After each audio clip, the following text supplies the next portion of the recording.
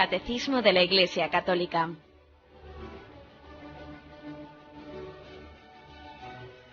Un programa dirigido por Monseñor José Ignacio Munilla, obispo de San Sebastián.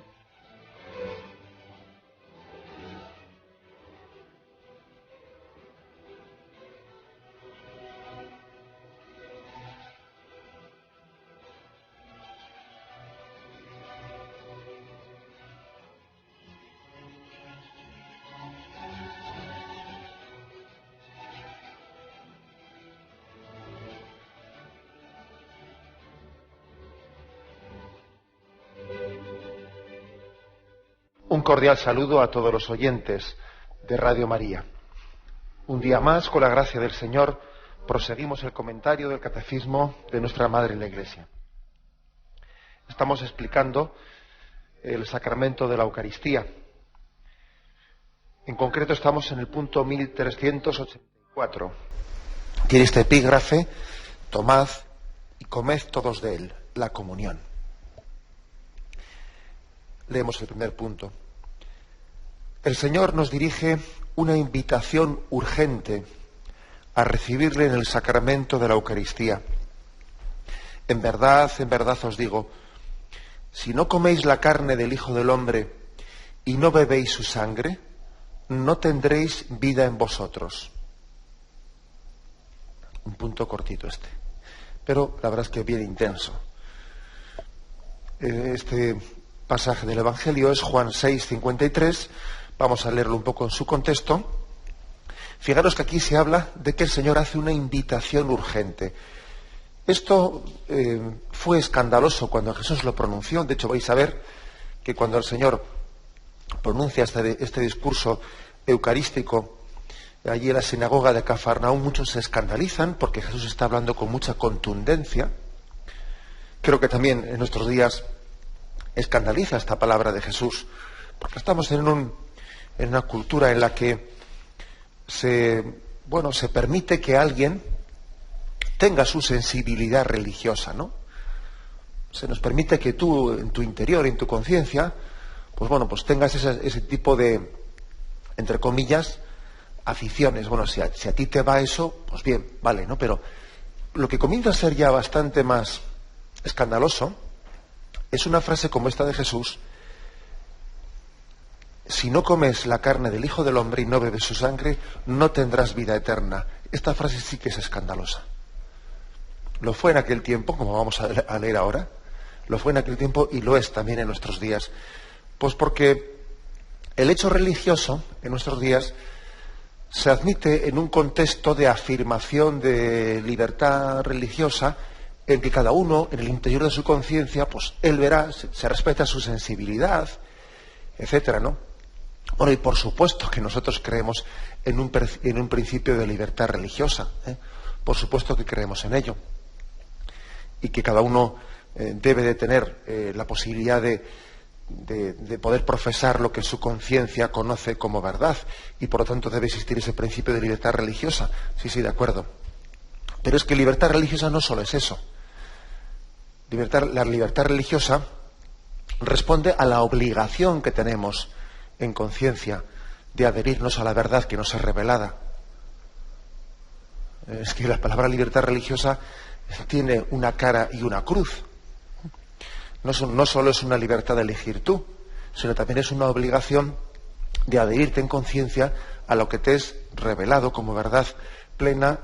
Y pues entonces es que, claro, no existe libertad si no es correlativa, si no está al servicio de un deber de conocer la verdad. O sea que allí escandalizó el que Jesús dijese una frase tan contundente como esta: el que no come mi carne y no bebe mi sangre no tiene vida eterna. Vamos a ver un poco el contexto de ese discurso, que es un discurso que levantó ampollas, como digo.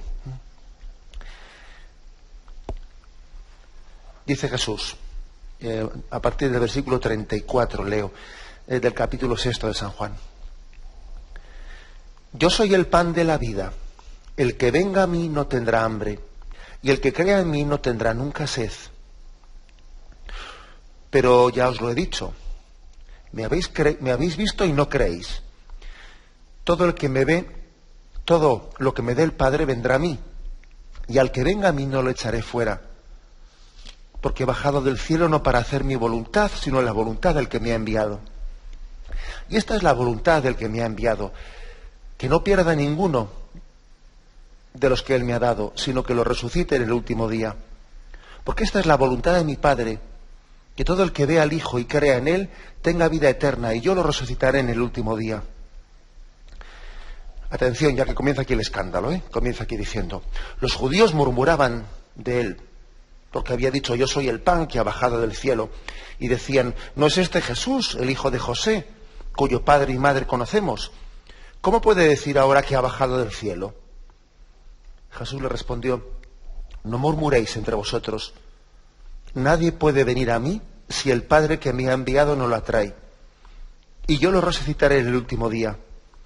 Está escrito en los profetas: serán todos enseñados por Dios. Todo el que escucha al Padre y aprende, viene a mí. No es que alguien haya visto al Padre, sino aquel que ha venido de Dios. Ese ha visto al Padre. Es decir, solo Cristo ha visto al Padre. Vuestros padres comieron el maná en el desierto y murieron. Este es el pan que baja del cielo, para que quien lo coma no muera. Yo soy el pan vivo bajado del cielo. Si uno come de este pan, vivirá para siempre. Y el pan que yo voy a dar es mi carne para vida del mundo. Continúa aquí el escándalo. Discutían entre sí los judíos y decían: ¿cómo puede este darnos a comer su carne? Jesús les dijo: en verdad os digo, si no coméis la carne del Hijo del Hombre y no bebéis su sangre, no tenéis vida en vosotros. El que come mi carne y bebe mi sangre, tiene vida eterna, y yo lo resucitaré en el último día. Porque mi carne es verdadera comida y mi sangre verdadera bebida. El que come mi carne y bebe mi sangre, permanece en mí y yo en él. Lo mismo que el Padre que vive me ha enviado, y yo vivo por el Padre. Del mismo modo, el que me coma vivirá por mí. Llega un momento en que ya se monta el escándalo, y entonces muchos, dice aquí, muchos de esos discípulos al oírle dijeron: es duro este lenguaje, ¿quién puede escucharlo? Pero sabiendo Jesús en su interior que sus discípulos murmuraban, les dijo: esto os escandaliza, y cuando veáis al Hijo del Hombre subir a donde estaba antes. Bien, como veis, es un momento en el que el escándalo se está produciendo en la medida en que Jesús se revela ante ellos, se descubre ante ellos como el Verbo de Dios, como el único que ha visto al Padre, el que es enviado por el Padre, el camino objetivo, camino, verdad y vida, que el Padre ha enviado para llegar a Él. Se van escandalizando en la medida en que van escuchando un camino, una formulación tan concreta de cuál es el camino para llegar al Padre, que es la comunión. El que no come mi cuerpo y no bebe mi sangre no tiene vida eterna. Se produce ahí una crisis, como también se produce en nuestros días. Porque es que esta es la clave del asunto.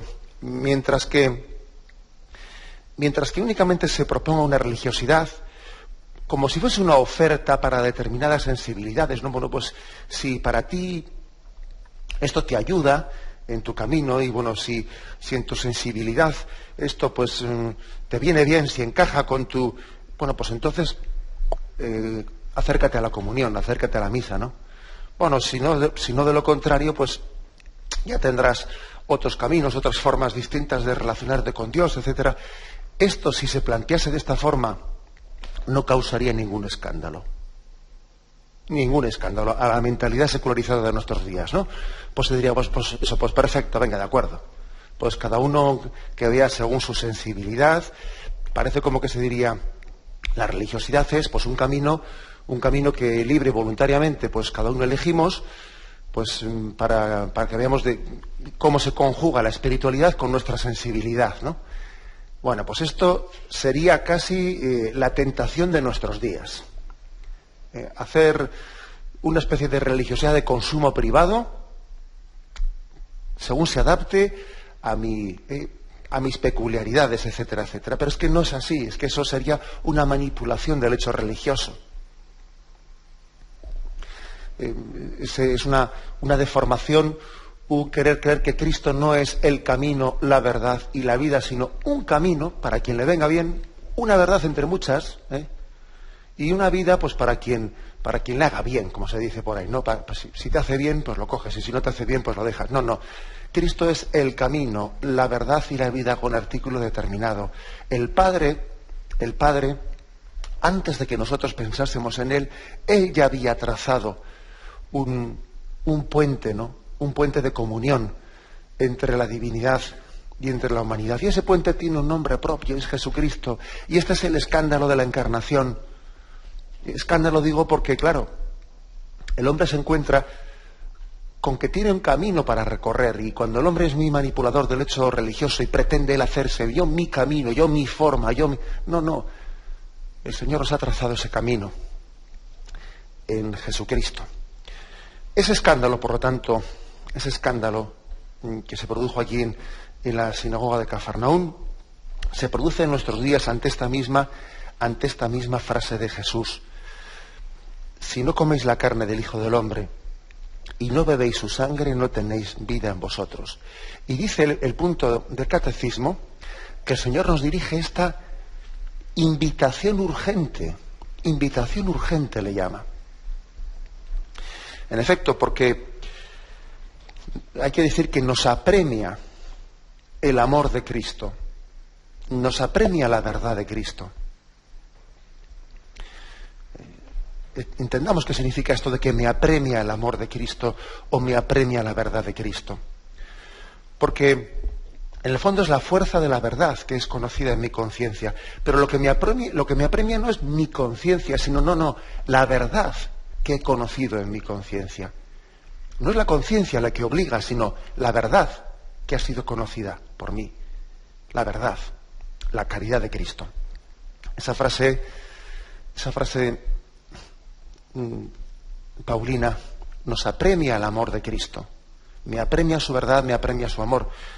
Es que daros cuenta de que uno de los mayores pecados que puede cometer el hombre, pues es el desprecio de los dones de salvación, ¿no? Imaginaros que un padre le dice a su hijo,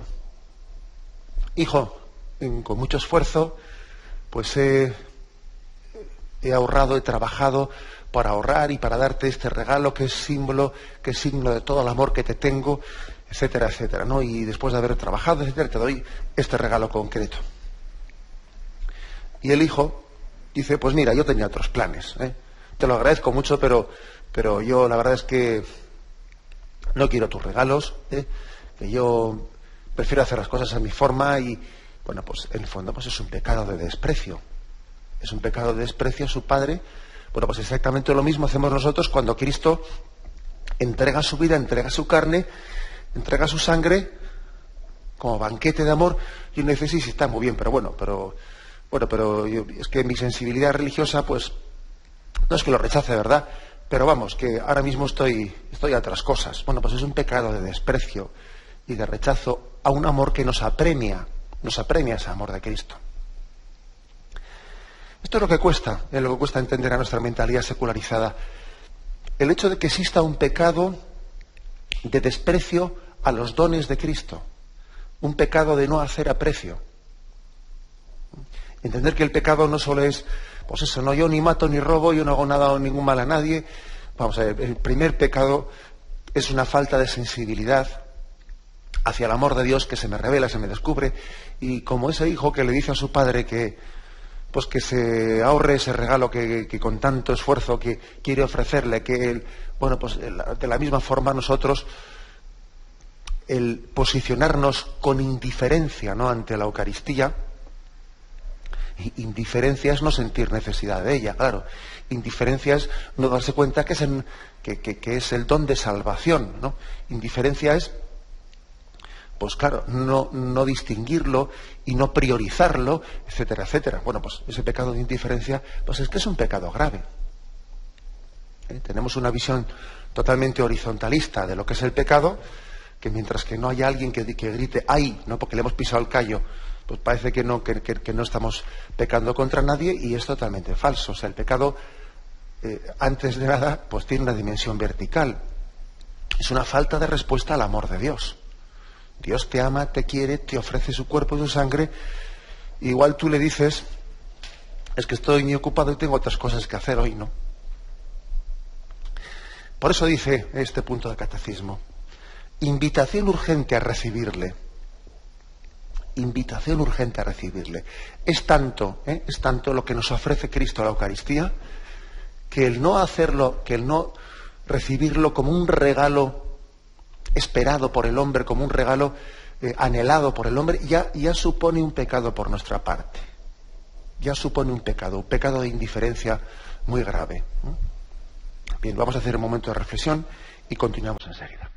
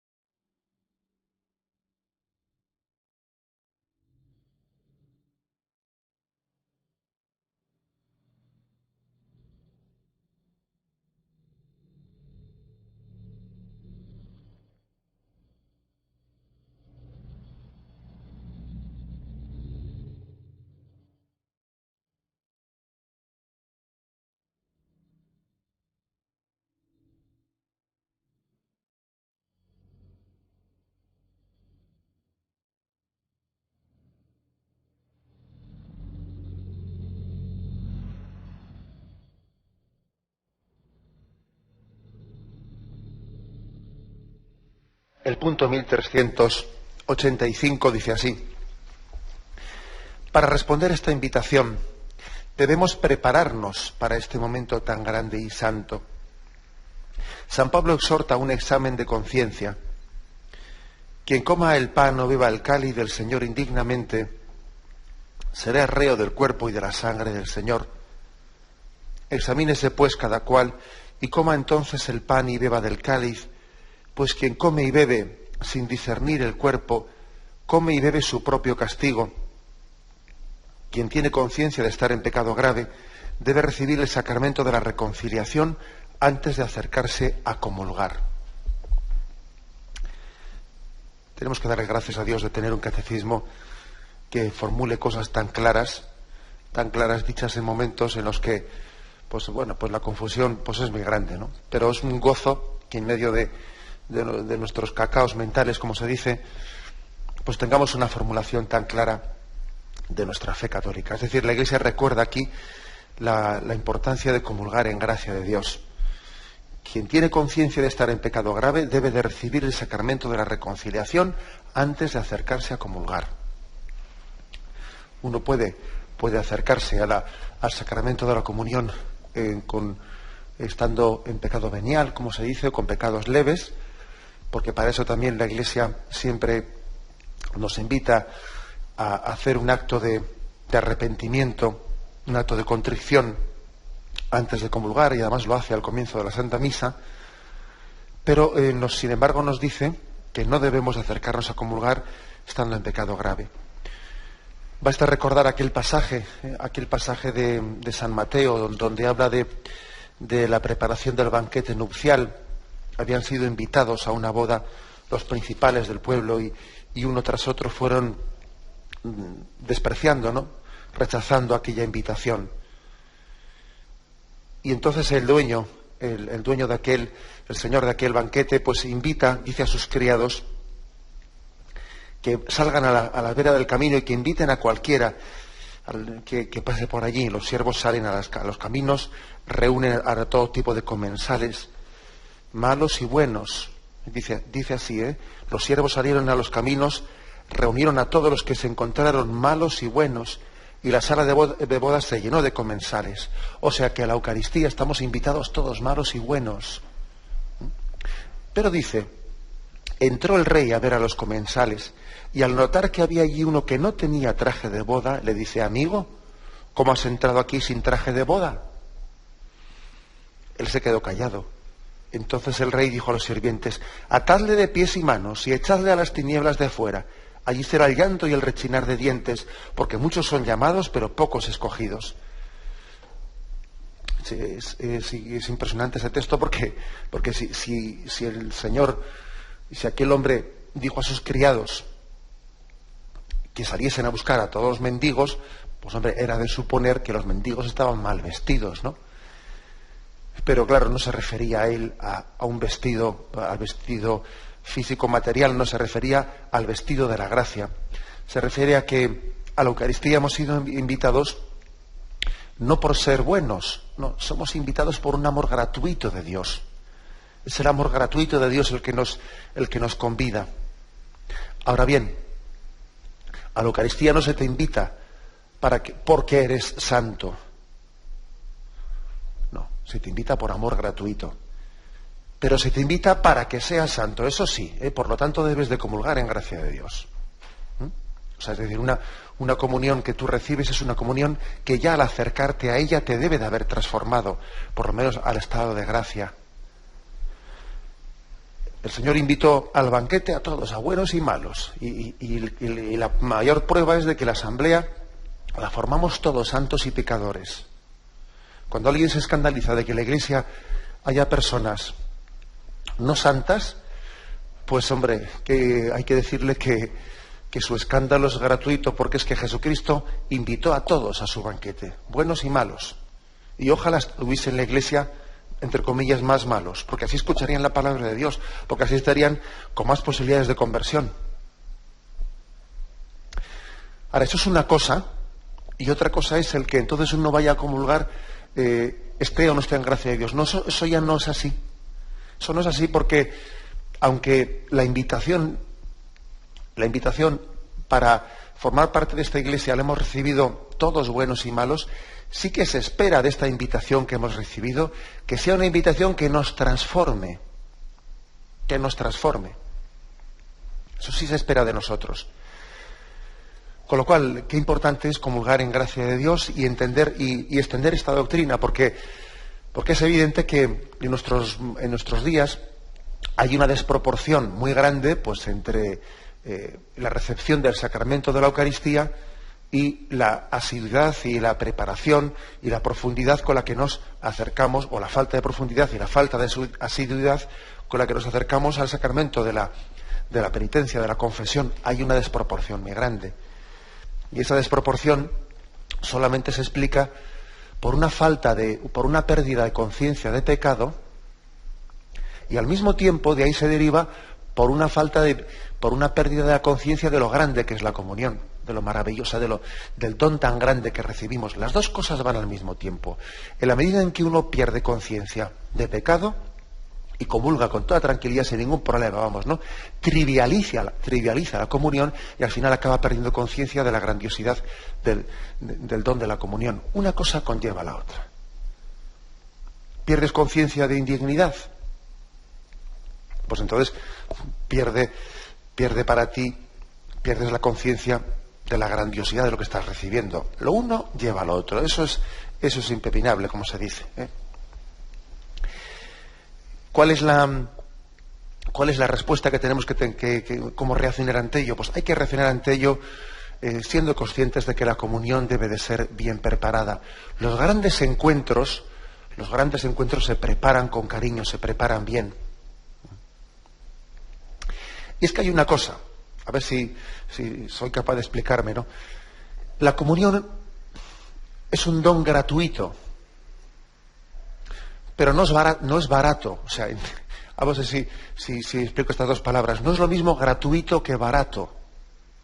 Porque una cosa barata, si es barato, pues entonces vale poco, ¿entiendes? Si es barato, están regalando esto, pues venga, pues en vez de uno coge tres, como nos regalan, ¿qué más dará, no? No, no es lo mismo gratuito que barato. El hecho de que Dios nos dé gratuitamente, por un amor inmerecido, el don de su cuerpo y su sangre, eso no quiere decir que sea barato. Creo que me entendéis esta distinción que quiero hacer.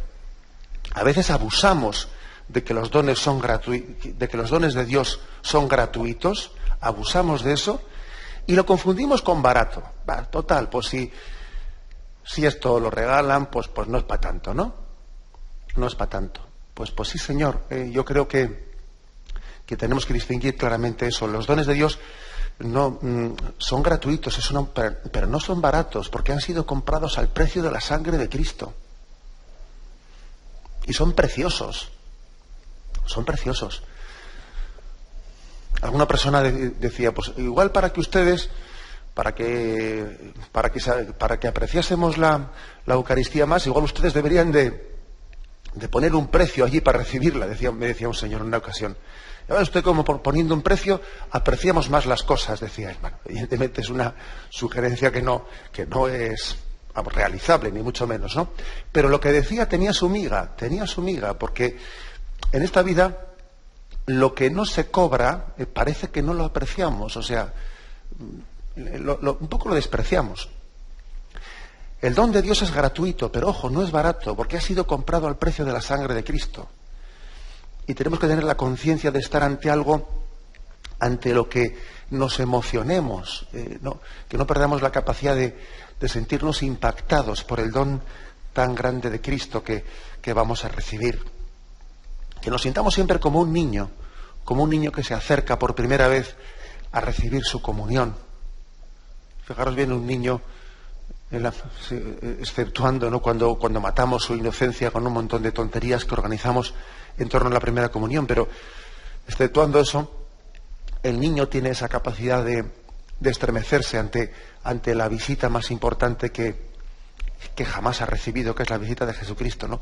De esa forma preparamos esa visita, con esa conciencia de un don precioso, a la vez que gratuito, del amor de Dios, que nos estremece y nos está de alguna manera apremiando a tener la casa bien dispuesta, bien purificada para recibir el don de Cristo. Bien, lo meditamos y volvemos enseguida.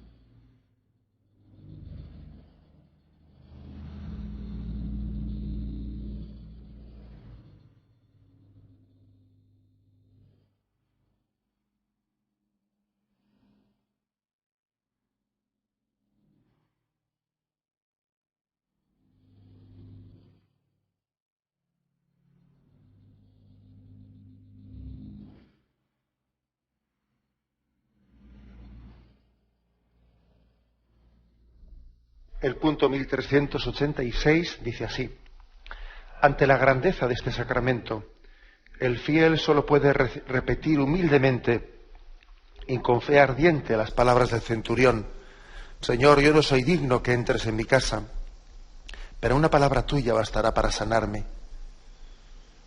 En la liturgia de San Juan Crisóstomo los fieles oran con el mismo espíritu: hazme comulgar hoy en tu cena mística, oh Hijo de Dios, porque no diré el secreto a tus enemigos, ni te daré el beso de Judas, sino que como el buen ladrón te digo: acuérdate de mí, Señor, en tu reino.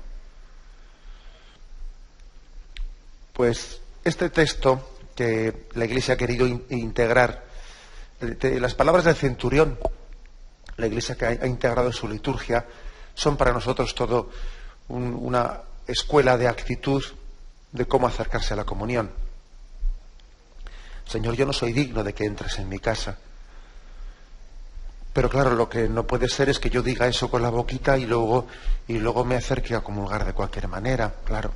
Acordaros de que el centurión había salido en búsqueda del Señor, porque tenía ese ser querido enfermo y quería, suplicaba por su sanación, pero tampoco se atrevía, no se atrevía a que Jesús fuese a su casa. Le parecía algo desproporcionado, decía: basta con que tú lo quieras, no quiero pedirte que vengas a mi casa, que es desproporcionado, ¿verdad? Esa actitud del centurión de necesitar de Dios, pero no sentirse digno de Él. Necesitar de Dios y no sentirse digno de Él. Igual que el buen ladrón. Aquí el catecismo, para educarnos en esta sensibilidad de indignidad ante el don de Dios, nos propone dos modelos: el del centurión, que necesitaba del Señor para sanar a su ser querido, pero que no se atrevía a ello, no se atrevía a pedirle que fuese a su casa, y la del buen ladrón, que le dice al Señor: Señor, acuérdate de mí cuando llegues a tu reino. Yo sé que soy ladrón, sé que nosotros tenemos lo que nos merecemos, tengo lo que me merezco. Si tengo lo que me merezco, ¿yo de qué me voy a quejar?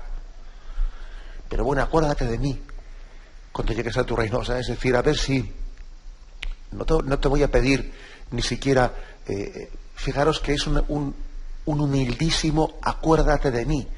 No me atrevo a pedirte esto en concreto, no me atrevo ni a pedirte: llévame, siéntate, dame una silla para sentarme en tu reino. No, si no le pide eso, dice un acuérdate de mí, a ver si algo me cae, ¿no? A ver si algo puedo recibir algo, aunque sé que no tengo derecho a nada. Esa actitud del buen ladrón y del centurión es la que conmueve el corazón de Cristo. Y es que esa actitud nos falta. Es que nos falta esa actitud. Y entonces creo que en nuestros días, estoy seguro que habrá personas que no se acerquen a comulgar, que sean más agradables al corazón del Señor, que otros que igual que se acercan a comulgar con una rutina, una indiferencia y una falta de conciencia de los pecados personales tremenda. O sea, es posible que sea más agradable al Señor la actitud humilde de alguien que no se acerca a comulgar por sentido de indignidad.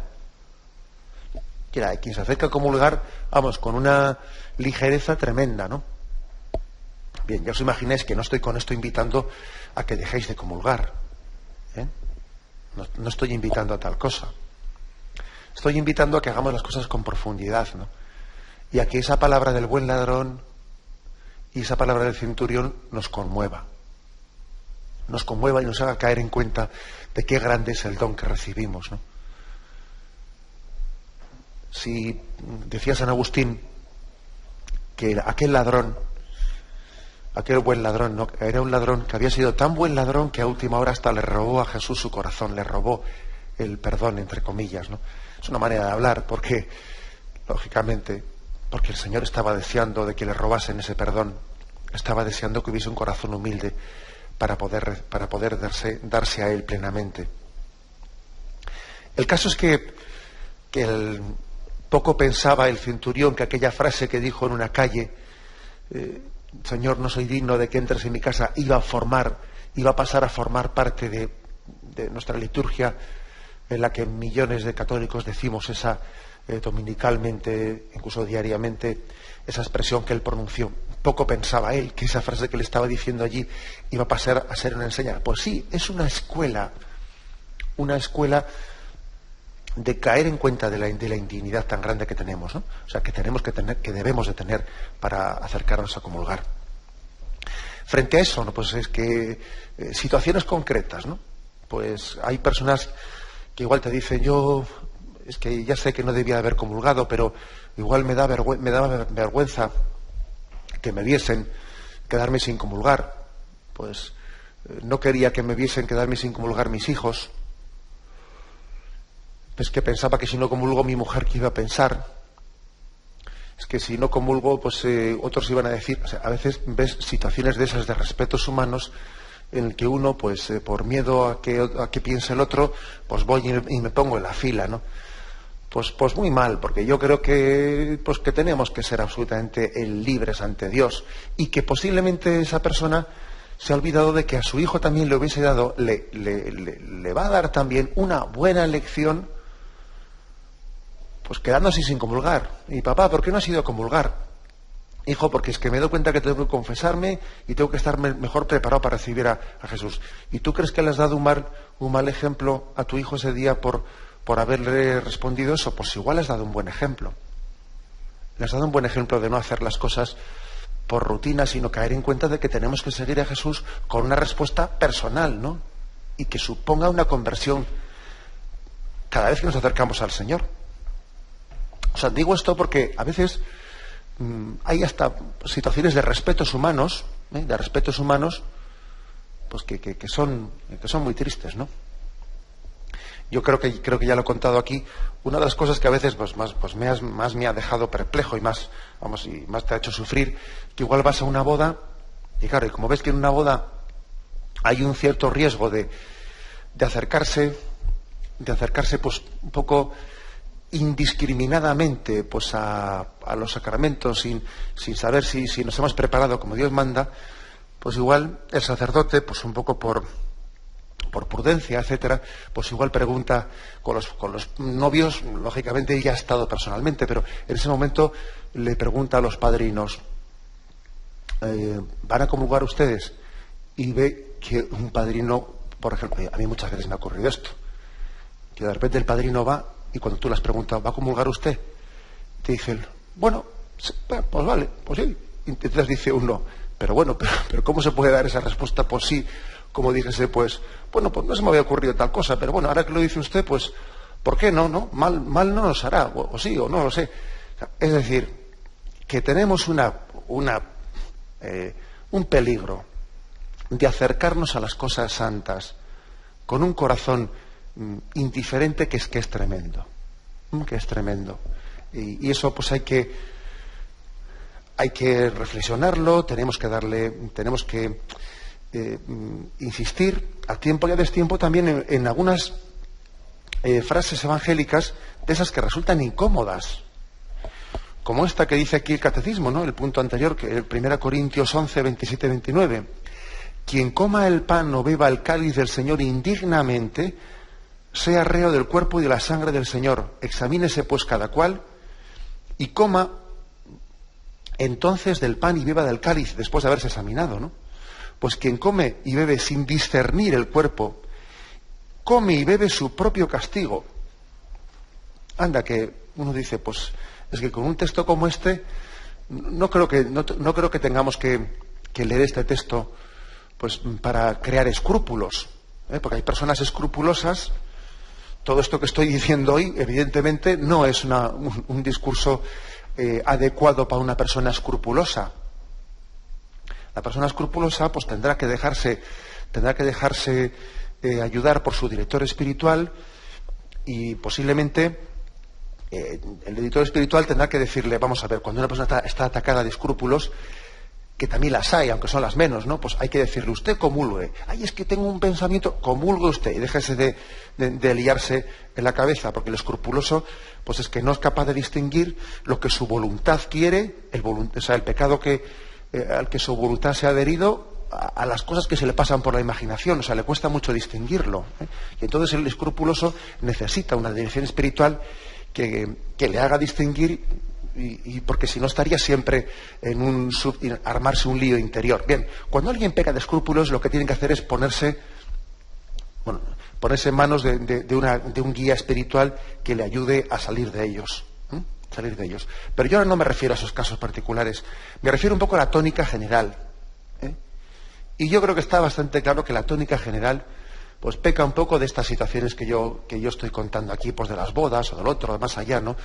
Que tú ves que, porque claro, es que desde el altar, desde arriba del altar se ven muchas cosas, ¿eh? Se ven muchas cosas. Entonces uno está celebrando un funeral y comienza, baja para dar la comunión y hay mucha gente de pie y ve que están unas personas allí junto a un poste en la iglesia y ve que uno le pega, pues, o sea, le pega con el codo al que está al lado suyo, un amigo con el que había venido, como diciéndole, ¿qué? Haciendo un signo con la cabeza, ¿qué? ¿Te vienes a comulgar? Y el otro le dice, bueno, le hace así, se encoge de hombros como diciendo, venga, vale, si vas tú voy yo, ¿eh? Y nada, pues a ponerse en la fila, ¿eh? Y entonces dice uno, bueno, este se ha puesto en la fila a comulgar, pues como podía haber dicho, nos salimos un rato antes de la iglesia, que ya esto es un poquito largo y tomamos un café enfrente. Es que lo ha dicho, vamos, con una convicción bastante similar, una cosa a la otra. A eso me refiero yo, a la tónica generalizada. Que lógicamente luego los casos y las situaciones son muy distintas, ¿no? Entre los que pueden recibir una catequesis como esta a través de Radio María. Habrá situaciones muy distintas. Pero yo me refiero a la tónica generalizada, en la que pecamos, yo creo que es bastante claro esto, ¿no? Que el pecado general es un pecado de falta de conciencia del don sagrado de Dios. De decir esa frase, Señor, yo no soy digno de que entres en mi casa, y decirla sin estremecernos ante ella, sin caer en cuenta de que el don de Dios nos trasciende, nos supera, y que incluso si en algún momento determinado, incluso queriendo seguirle al Señor, pues de cerca, lo lógico es que una persona que le siga al Señor, que quiera seguir al Señor de cerca, pues esté bien dispuesta para comulgar, eso es lo lógico. Y que si en algún momento no lo está, pues que haya podido recurrir al sacramento de la confesión antes de la Santa Misa. Eso es lo lógico. Pero si en algún momento una persona que está pues decidida en ese seguimiento de Jesucristo, si en algún momento pues él viese que en una Eucaristía determinada debe de quedarse sin comulgar, que le quede claro que eso puede ser un gesto, primero, para él mismo puede ser un gesto, yo diría profético, para caer en cuenta de la indignidad que tenemos ante las cosas de Dios. Puede ser también un gesto profético para con los demás, para caer en cuenta de que aquí nadie somos dueños de lo que llevamos entre manos. Eso que llevamos entre manos nos supera. Es que este es catequista. Es que este, fíjate, pues claro, es que ¿qué te piensas tú? ¿Que el catequista o el tal o el cual, él es dueño de Jesucristo o qué? No, Jesucristo es dueño de él, que no es lo mismo. Los dones de Dios yo no los poseo. No los poseo. Es más bien al revés. Más bien al revés. Yo debo de ser poseído por ellos. Pero yo no soy como aquí, como el dueño del cortijo, que hago y deshago las cosas de Dios porque ya parece que soy un profesional. Pues no. Yo siempre me siento indigno ante las cosas de Dios. Bien, dejamos aquí este comentario del catecismo y damos paso ahora a la intervención de los oyentes. Hemos comentado hoy estos tres puntos, el 1384, 1385 y 1386. Nos despedimos con la bendición de Dios Todopoderoso, Padre, Hijo y Espíritu Santo, descienda sobre vosotros. Alabado sea Jesucristo.